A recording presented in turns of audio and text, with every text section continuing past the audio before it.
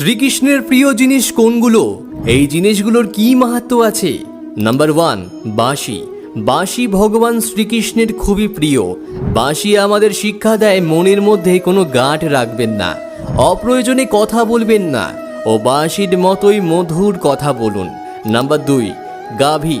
গরু শ্রীকৃষ্ণের খুবই প্রিয় প্রাণী।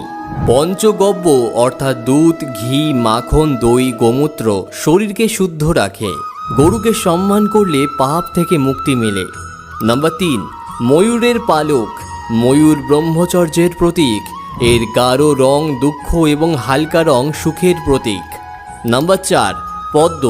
পাকে ফুটলেও পদ্ম যেমন পবিত্র থাকে, সংসারে থেকেও তেমন মনকে পবিত্র রাখতে হবে। নাম্বার 5, মাখন ও মিছরি। মিছরির মিষ্টতা যেমন মাখনের সঙ্গে মিশে যায়, জীবনের সঙ্গেও তেমনি প্রেম মিশে যাওয়া উচিত।